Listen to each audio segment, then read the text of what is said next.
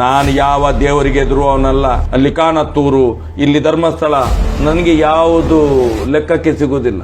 ಧರ್ಮಸ್ಥಳದಲ್ಲಿ ಅಣ್ಣಪ್ಪನಿಗೆ ಮಂಜುನಾಥನಿಗೆ ಕೈ ಮುಗಿದು ವೇಸ್ಟ್. 8-10 ಡಬ್ಬ ಇತ್ತು, ಒಂದೆರಡಲ್ಲ. ಅದಕ್ಕೆ ಇದು ಬಟ್ಟೆ ಗಟ್ಟಿ ಎಲ್ಲ.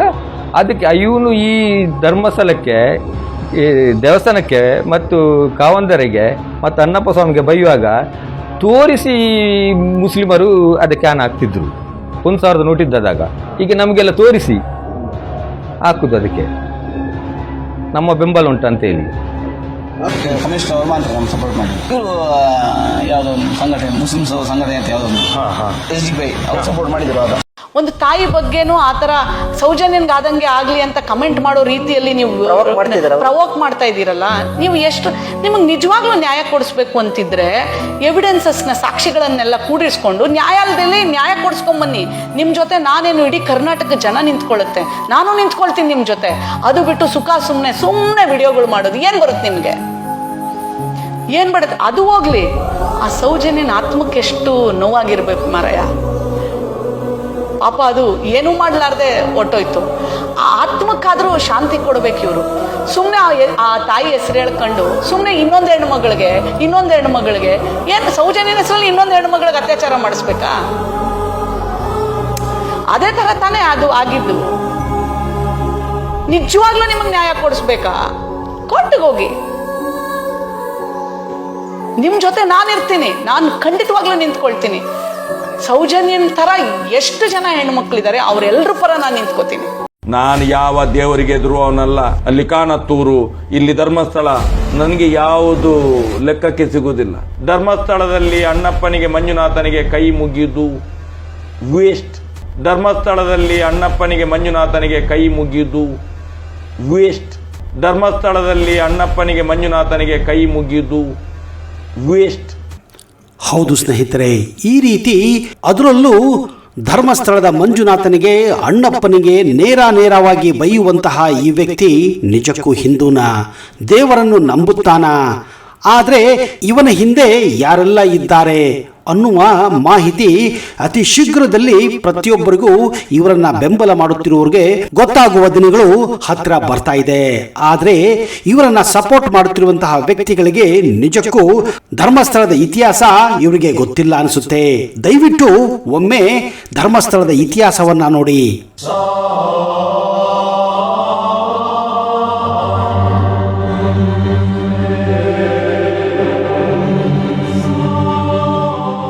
ನಮಸ್ಕಾರ ಸ್ನೇಹಿತರೆ, ಫೋಕಸ್ ಯೂಟ್ಯೂಬ್ ಕನ್ನಡ ಚಾನೆಲ್ಗೆ ಸ್ವಾಗತ, ಸುಸ್ವಾಗತ. ಸತ್ಯ, ನಿಷ್ಠೆ, ಧರ್ಮಕ್ಕೆ ಹೆಸರುವಾಸಿ ಈ ಧರ್ಮಸ್ಥಳ ಕ್ಷೇತ್ರ. ಇಲ್ಲಿ ಸಾಕ್ಷಾತ್ ಪರಶಿವನೇ ನೆಲೆಸಿದ್ದಾನೆ. ಇದು ಕರ್ನಾಟಕದ 2ನೇ ಅತಿ ದೊಡ್ಡ ದೇವಾಲಯ ಕೂಡ. ಇಲ್ಲಿ ಹರಿಯುವ ನದಿಯ ಸ್ನಾನ ಮನಸ್ಸಿಗೆ ಶಾಂತಿ ಹಾಗೂ ನೆಮ್ಮದಿಯನ್ನು ಕೊಡುತ್ತದೆ. ಧರ್ಮ ನೆಲೆಸಿರುವ ಸ್ಥಳವೇ ಧರ್ಮಸ್ಥಳವೆಂದು ಅಪಾರ ನಂಬಿಕೆಯಾಗಿದೆ. ಕರ್ನಾಟಕದಲ್ಲಿ ಅತಿ ಹೆಚ್ಚು ಶಿವಭಕ್ತರು ಭೇಟಿ ನೀಡುವ ದೇಗುಲ ಎಂದರೆ ಅದು ಶ್ರೀ ಮಂಜುನಾಥ ದೇವಸ್ಥಾನ ಧರ್ಮಸ್ಥಳವಾಗಿದೆ. ಶಿವನನ್ನು ಆರಾಧಿಸುವ ಈ ಪವಿತ್ರ ಸ್ಥಳದಲ್ಲಿ ಪರಶಿವನೇ ನೆಲೆಸಿದ್ದಾನೆ. ಧರ್ಮಸ್ಥಳ ಮಂಜುನಾಥ ದರ್ಶನ ಪಡೆದರೆ ಜೀವನದಲ್ಲಿ ಧನಾತ್ಮಕ ಶಕ್ತಿ ಪ್ರಾಪ್ತಿಯಾಗುತ್ತದೆ. ಮುಂದಿನ ಜೀವನದಲ್ಲಿ ಸಕಾರಾತ್ಮಕ ಅಂಶಗಳೇ ಇರುತ್ತದೆ ಎಂದು ನಂಬಲಾಗಿದೆ. ತೊಂದರೆಗಳೆಲ್ಲವೂ ನಿವಾರಣೆಯಾಗುತ್ತದೆ ಎಂಬುದು ಭಕ್ತರ ನಂಬಿಕೆ. ಶಿವನನ್ನು ಅತ್ಯಂತ ಧಾರ್ಮಿಕವಾಗಿ ಪೂಜಿಸುವ ಸ್ಥಳ ಇದಾಗಿದ್ದು ರಾಜ್ಯದ ಅತ್ಯಂತ ಪುರಾತನ ದೇವಾಲಯವೂ ಕೂಡ ಹೌದು. ನಿಗದಿತ ಸಮಯವನ್ನು ಹೊರತುಪಡಿಸಿ ಪ್ರತಿದಿನ ಶ್ರೀ ಮಂಜುನಾಥ ಸ್ವಾಮಿಯ ದರ್ಶನ ಪಡೆಯಬಹುದು. ಭಕ್ತರಿಗಾಗಿ, ಯಾತ್ರಾರ್ಥಿಗಳಿಗಾಗಿ ಇಲ್ಲಿ ತಂಗಲು ದೇವಸ್ಥಾನ ಆಡಳಿತ ಮಂಡಳಿಯಿಂದ ಕೋಣೆಗಳು ದೊರೆಯುತ್ತವೆ. ರಜತಾದ್ರಿ, ವೈಶಾಲಿ, ಶ್ರೀ ಸನ್ನಿಧಿ, ಗಾಯತ್ರಿ, ಸಾಕೇತ, ಗಂಗೋತ್ರಿ ಎಂಬ ಹೆಸರಿನ ಇನ್ನೂ ಹಲವಾರು ತಂಗುದಾಣಗಳು ಇಲ್ಲಿವೆ. ಅಷ್ಟೇ ಅಲ್ಲದೆ ಖಾಸಗಿಯ ತಂಗುದಾಣಗಳು ಕೂಡ ಇಲ್ಲಿವೆ.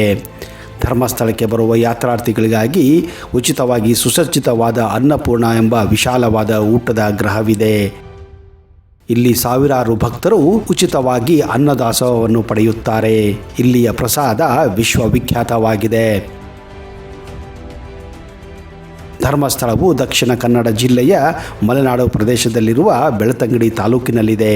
ಇದು ರಾಜ್ಯದ ರಾಜಧಾನಿ ಬೆಂಗಳೂರಿನಿಂದ ಸುಮಾರು 309 ಕಿಲೋಮೀಟರ್ ದೂರದಲ್ಲಿದ್ದರೆ ಕಡಲ ತೀರ ರಾಜಧಾನಿಯಾದಂತಹ ಮಂಗಳೂರಿನಿಂದ ಸುಮಾರು 76 ಕಿಲೋಮೀಟರ್ ದೂರದಲ್ಲಿದೆ. ಹಾಗೆಯೇ ಉತ್ತರ ಕರ್ನಾಟಕದ ಧಾರವಾಡದಿಂದ ಸುಮಾರು 405 ಕಿಲೋಮೀಟರ್ ದೂರದಲ್ಲಿದೆ. ರೈಲಿನಲ್ಲಿ ಪ್ರಯಾಣ ಮಾಡುವುದಾದರೆ ಬೆಂಗಳೂರು ಅಥವಾ ಮಂಗಳೂರಿನಿಂದ ಬಂದರೆ ಸುಬ್ರಹ್ಮಣ್ಯ ರೈಲ್ವೆ ಸ್ಟೇಷನ್ನಲ್ಲಿ ಇಳಿದು ಅಲ್ಲಿಂದ ಬಸ್ ಅಥವಾ ಟ್ಯಾಕ್ಸಿ ಮೂಲಕ ಧರ್ಮಸ್ಥಳವನ್ನು ನೀವು ತಲುಪಬಹುದು. ಆದರೆ ಧರ್ಮಸ್ಥಳವನ್ನು ಭೇಟಿ ಕೊಡುವ ಎಷ್ಟೋ ಭಕ್ತಾದಿಗಳಿಗೆ ಈ ಒಂದು ವಿಷಯ ಗೊತ್ತಿಲ್ಲ. ಅದೇನೆಂದರೆ ಧರ್ಮಸ್ಥಳದ ಹಿಂದಿನ ಹೆಸರು ಕುಡುಮ ಅಥವಾ ಕೋಡುಮ ಎಂದು. ಸ್ಥಳೀಯರ ಐತಿಹ್ಯದಂತೆ ಹಿಂದೆ ಅಲ್ಲಿ ನೆಲ್ಯಾಡಿ ಬೀಡಿ ಎಂಬಲ್ಲಿ ಬೀರಮಣ್ಣ ಪರ್ಗಡೆ ಅಂದರೆ ಈಗ ಅವರನ್ನ ಹೆಗ್ಗಡೆ ಅಂತ ಕರೆಯುತ್ತಾರೆ, ಹಾಗೂ ಅವರ ಹೆಂಡತಿ ಅಮ್ಮುದೇವಿ ಬಲ್ಲಾಳಿ ಎಂಬ ಜೈನ ದಂಪತಿಗಳು ಅಲ್ಲಿ ವಾಸವಾಗಿದ್ದರು. ಇವರು ಈ ಪ್ರದೇಶದ ನಾಯಕರು ಹಾಗೂ ದಾನಿಗಳು ಕೂಡ ಆಗಿದ್ದರು.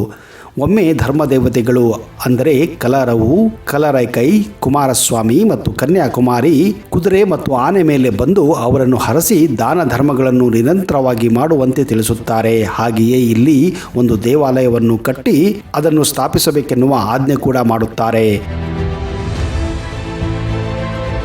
ಇದೇ ಕಾರಣ ಈ ಕ್ಷೇತ್ರದ ಲಾಂಛನದಲ್ಲಿ ಆನೆ ಮತ್ತು ಕುದುರೆ ಲಿಂಗಗಳನ್ನು ನೀವು ಪೂಜೆ ಮಾಡುವಂತಿದೆ. ಇಂದಿಗೂ ಇಲ್ಲಿನ ದೇವಸ್ಥಾನದಲ್ಲಿ ಆನೆಗಳನ್ನು ಸಾಕಲಾಗುತ್ತದೆ. ಅದರಂತೆ ಅವರಿಗೆ ದೇವಾಲಯಗಳನ್ನು ಕಟ್ಟಿಸಿ ಉತ್ಸವ, ಪರ್ವ, ನಡಾವಳಿಗಳನ್ನು ನಡೆಸಲಾಗುತ್ತದೆ. ಬ್ರಾಹ್ಮಣರನ್ನು ಕರೆಸಿ ದೈವಗಳಿಗೆ ಪೂಜೆ ಮಾಡಲು ತಿಳಿಸಿದಾಗ ದೇವರಿಲ್ಲದೆ ಇಲ್ಲಿ ಪೂಜೆ ಕೈಗೊಳ್ಳಲು ಸಾಧ್ಯವಿಲ್ಲ ಎಂದರಂತೆ.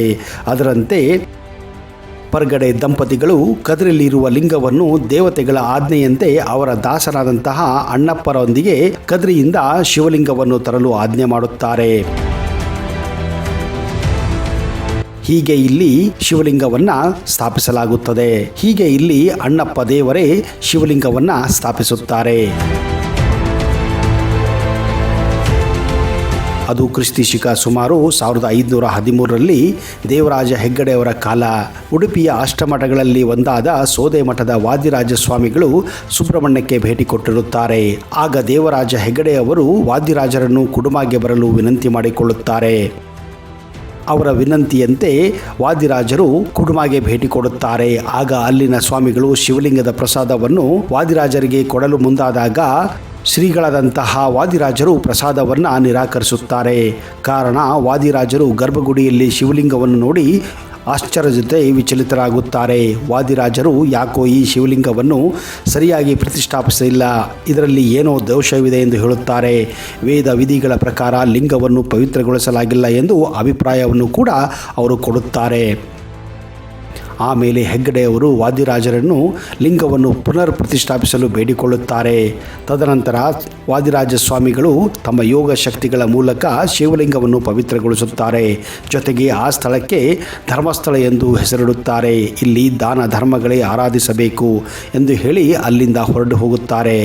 ಹೀಗೆ ಲಿಂಗದ ಪುನರ್ ಪ್ರತಿಷ್ಠಾಪನೆ ಮಾಡಿ ಅಲ್ಲಿಯವರೆಗೆ ಕುಡುಮ ಅಂತ ಕರೆಯುತ್ತಿದ್ದ ಆ ಹಳ್ಳಿಯನ್ನು ಧರ್ಮಸ್ಥಳ ಎಂಬ ಹೆಸರನ್ನು ನೀಡುತ್ತಾರೆ. ಅಂದಿನಿಂದ ಈ ಕ್ಷೇತ್ರಕ್ಕೆ ಧರ್ಮಸ್ಥಳ ಎಂಬ ಹೆಸರು ಬಂದಿತೆಂದು ನಂಬಲಾಗಿದೆ.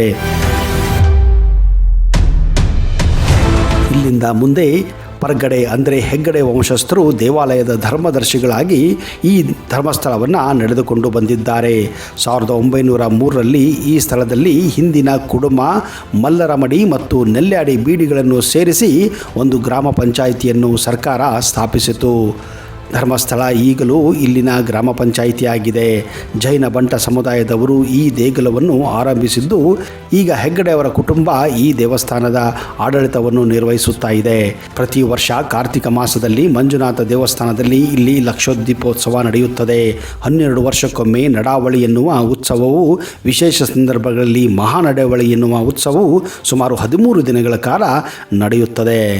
ಸ್ನೇಹಿತರೆ, ಒಂದು ವೇಳೆ ನೀವು ಕರ್ನಾಟಕದಲ್ಲಿ ಇದ್ದು ಧರ್ಮಸ್ಥಳವನ್ನು ಇನ್ನೂ ನೋಡಿಲ್ಲ ಅಂದರೆ ನಿಜಕ್ಕೂ ಅಚ್ಚರಿಯ ವಿಷಯವೇ. ನಾನು ಯಾವ ದೇವರಿಗೆ ಧ್ರುವವನಲ್ಲ. ಅಲ್ಲಿ ಕಾನತ್ತೂರು, ಇಲ್ಲಿ ಧರ್ಮಸ್ಥಳ, ನನಗೆ ಯಾವುದು ಲೆಕ್ಕಕ್ಕೆ ಸಿಗುವುದಿಲ್ಲ. ಧರ್ಮಸ್ಥಳದಲ್ಲಿ ಅಣ್ಣಪ್ಪನಿಗೆ ಮಂಜುನಾಥನಿಗೆ ಕೈ ಮುಗಿದು ವೇಸ್ಟ್. ಧರ್ಮಸ್ಥಳದಲ್ಲಿ ಅಣ್ಣಪ್ಪನಿಗೆ ಮಂಜುನಾಥನಿಗೆ ಕೈ ಮುಗಿದು ವೇಸ್ಟ್. ಧರ್ಮಸ್ಥಳದಲ್ಲಿ ಅಣ್ಣಪ್ಪನಿಗೆ ಮಂಜುನಾಥನಿಗೆ ಕೈ ಮುಗಿಯುವುದು ವೇಸ್ಟ್.